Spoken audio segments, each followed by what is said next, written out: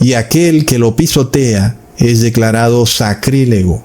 Leamos en Malaquías capítulo 2, versículo 11. Prevaricó Judá, y en Israel y en Jerusalén se han cometido abominación, porque Judá ha profanado el santuario de Jehová que él amó, y se casó con hija de Dios extraño. Profanación, prevaricación, son sinónimos de sacrilegio, así como abominación. Es todo aquello que es tomar algo santo y tratarlo como algo común. Pero hoy, el templo de Dios, que es el cuerpo humano, debe ser tratado como algo santo, y tú no puedes introducir especies de animales comunes dentro de tu cuerpo, todavía mucho peor si lo haces a nivel genético. Eso sí que es el acabose, eso sí que es un sacrilegio. Y esto prueba las palabras de Jesús, cuando dice que aquellos que profanan lo sagrado están blasfemando contra el Espíritu Santo y no tienen perdón.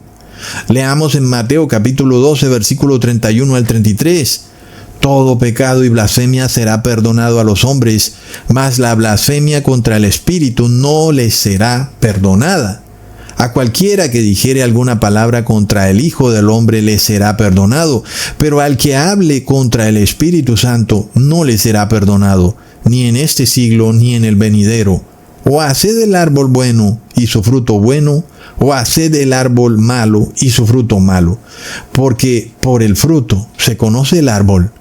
A diferencia de la mayoría de cristianos que creen que aquí Jesús está advirtiendo sobre hablar en contra del tercer Dios trinitario que no existe y que fue inventado por Roma en el Concilio de Constantinopla en el año 381 después de Cristo, lo que en realidad dice este texto es totalmente aclarado por Jesús en el último versículo, cuando dice: o haced el árbol bueno y su fruto bueno, o haced el árbol malo y su fruto malo. Lo cual quiere decir que aquellos cristianos que siguen pecando irreverentemente, actuando como árbol malo, que da fruto malo, cuando el Espíritu Santo del Padre y del Hijo está operando en ellos, pero ellos no quieren arrepentirse, no quieren obedecer la voz del Padre y del Hijo, pues ellos están blasfemando contra el Espíritu del Padre y del Hijo. Y aquí vemos que la mayoría de cristianos están cometiendo sacrilegio porque manifiestan una religiosidad, pero continúan siendo un árbol malo que da fruto malo. Y finalmente, ellos piensan que no están cometiendo sacrilegio porque no se atreven a decir nada en contra del tercer Dios trinitario mal llamado Espíritu Santo. Es de locos, hermanos. Es decir, este mundo está al revés. La mayoría de cristianos piensan: oh, no estoy cometiendo sacrilegio porque no digo nada malo en contra del tercer Dios, de la Trinidad, de la tercera persona. Plop. Y resulta que estás cometiendo sacrilegio porque sigues actuando como árbol malo, mientras el Espíritu Santo del Padre y del Hijo está operando en ti, tratando de llevarte a arrepentimiento, pero tú nada que te arrepientes. Entonces tú continúas pisoteando el sábado como día de reposo, a pesar de que tú sabes perfectamente que el sábado es el día santo de Dios, creado desde la creación como día santo. Entonces tú pisoteas aquello que Dios ha declarado santo, no solo cometes sacrilegio contra el día de reposo, sino en efecto contra el Espíritu Santo del Padre y el Hijo. Esta es la blasfemia que no tiene perdón, y esta es la decisión final que se acerca para cada cristiano cuando de repente venga aquel requerimiento donde tú tienes que entregar tu ADN, donde tú tienes que guardar el día de reposo en domingo, donde tienes que adorar a la Trinidad, donde tienes que participar de la Eucaristía, donde estás obligado a recibir la vacuna. Plop, ¿verdad? ¿Qué más es santo, hermanos? Leamos en Apocalipsis capítulo 14, versículo 4 al 5. Estos son los que no se contaminaron con mujeres, porque son vírgenes. Estos son los que siguen al Cordero por donde quiera que va. Estos fueron redimidos de entre los hombres como primicias para Dios y para el Cordero. Y en sus bocas no fue hallada mentira, pues son sin mancha delante del trono de Dios. Este último versículo es clave y nos revela que los 144,000 tendrán que atravesar el periodo de las 7 últimas plagas de la ira de Dios. Tal vez no todos, tal vez algunos mueran antes, pero una parte de ese grupo va a tener que atravesar ese periodo. Una parte va a tener que estar sin mancha delante del trono de Dios de continuo, 24 horas, los 7 días de la semana, los 365 días del año, hasta que dure la indignación. Los 144,000 entenderán que la labor de intercesión de Jesús habrá finalizado. Y nosotros vemos que este es el periodo en donde las 7 últimas plagas de la ira de Dios son derramadas sobre la tierra, y entonces aparecen esas llagas horrendas sobre los impíos que modificaron su ADN y ahora su constitución se desbarata. Son unos zombies, unos muertos vivientes, pero los 144,000 no reciben esas últimas 7 plagas de la ira de Dios. Ellos permanecen perfectos como testimonio del error que cometió el mundo, el grave daño irreparable. Eso no significa que ellos van a estar libres de angustia. Los 144,000 durante el periodo de las 7 últimas plagas de la ira de Dios van a estar en una gran angustia, porque sabrán que están ya delante del trono de Dios cara a cara, porque ya no hay intercesor. Ya no es como antes, que cometías un error y bueno, me he arrepentido, ¿verdad? No ha pasado nada, ya sabes, eso quedó en el pasado. No, pues ya no va a ser así. Ahora un error y listo, has pecado y ya, eso fue todo. Eres parte de esas multitudes impías. Por supuesto que esto hará parte de una crisis que van a vivir los 144,000 en ese periodo en el cual estén cayendo las 7 últimas plagas de la ira de Dios en la tierra. Ellos estarán en angustia, no queriendo pecar en nada, pero con la incertidumbre de si tal vez han pecado y tal vez ya no son parte de los 144,000.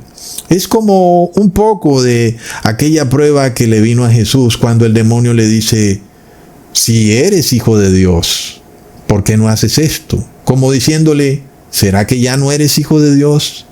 Es lo mismo que viene para los 144,000 durante el periodo de las 7 últimas plagas. Ellos también tendrán una pequeñita duda. ¿Será que ya no soy de los 144,000?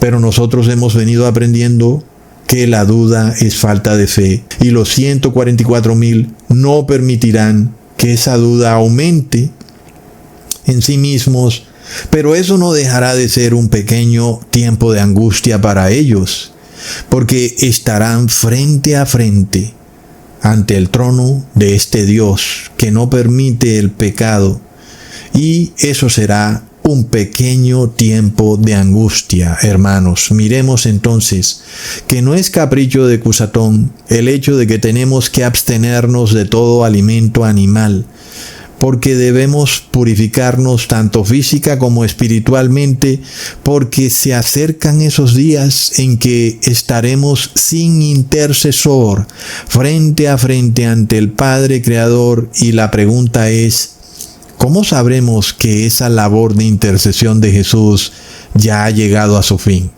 Una primera forma de saberlo es cuando ya estén impuestos los 3 decretos, la marca, el nombre y el número de la bestia en el mundo, ¿verdad? Otra segunda forma es cuando los seres humanos todos hayan aceptado la terapia génica para protegerse de estas terribles enfermedades que están por desatarse. Otra tercera forma es cuando veamos muertes masivas repetirse una y otra vez. Y finalmente la cuarta manera será cuando nuestra conciencia nos lo revele. Algo distinto está en el ambiente, ¿sabes? La voz del Padre y el Hijo, quienes habitan en nuestro cuerpo, que es su templo, nos revela que la intercesión de Jesús ha finalizado. Algo ocurre en este mundo que ya no es lo mismo. Las personas cambian de semblante, están en angustia, porque no sienten dentro de sí mismas que Jesús las perdona. Ahora hay un sentimiento de fracaso, de fatalidad. Es el sentimiento de saber que la intercesión de Jesús ya no está ahí, y es lo que sentirán la mayoría de cristianos. Pero para los 144,000 es un sentimiento de una pequeña angustia. ¡Wow! La intercesión de Jesús ya no está presente. Pero las palabras de Jesús retumbarán cuando dijo: no os dejaré solos, estaré con ustedes hasta el fin del mundo. Jesús nos seguirá llevando de la mano, aunque su intercesión ya habrá terminado, y ahora tendremos que estar perfectos y sin mancha delante del trono de Dios. Es una perfección no solo espiritual, sino física. Y por eso, hermanos, tenemos que insistir en la purificación, no solo espiritual, sino también física. Y es por esto que es apenas obvio que el demonio se esfuerza de toda forma y manera para corromper nuestro ADN. El demonio sabe que en un templo inmundo, el Espíritu Santo del Padre y del Hijo no habitará jamás. Y aquel que no tenga el Espíritu Santo del Padre y el Hijo no podrá lograr la santidad jamás. Es un principio básico, ¿verdad, hermanos? Leamos en Juan capítulo 14, versículo 23. Respondiendo Jesús dijo: el que me ama mi palabra guardará, y mi Padre le amará, y vendremos a él y haremos morada con él. Entonces es curioso escuchar a pastores y a curas llenándose la boca diciendo: el Espíritu de Dios está en esta iglesia. Plop. No, el Espíritu de Dios no habita en ningún cuarto o templo hecho por mano humana, sino que habita en los cuerpos de los hombres. Pero no habita en aquellos que son inmundos físicamente. Por lo que si tú quieres recibir el Espíritu Santo de Dios, lo primero es purificarte físicamente. Tal vez alguien te diga: no, ¿sabes? Porque somos salvos por la gracia y no por las obras. Y la purificación física es una obra. Pero el apóstol Santiago aclara: la fe sin obras está muerta. Sin embargo, nuestra purificación no está basada en mandamientos humanos, sino en guardar los mandamientos de Dios. Iniciando con aquellos que tienen que ver con el templo de Dios, que es el cuerpo humano. Es decir, absteniéndonos de lo inmundo, que hoy en día es todo alimento que venga de origen animal. Por lo que nosotros tenemos que purificar y limpiar la casa de Dios y convertirla en casa de oración y de alabanza a Dios. Leamos en Romanos capítulo 8, versículo 9 al 11. Mas vosotros no vivís según la carne, sino según el Espíritu, si es que el Espíritu de Dios mora en vosotros. Y si alguno no tiene el Espíritu de Cristo, no es de él. Pero si Cristo está en vosotros, el cuerpo en verdad está muerto a causa del pecado, mas el Espíritu vive a causa de la justicia. Y si el Espíritu de aquel que levantó de los muertos a Jesús mora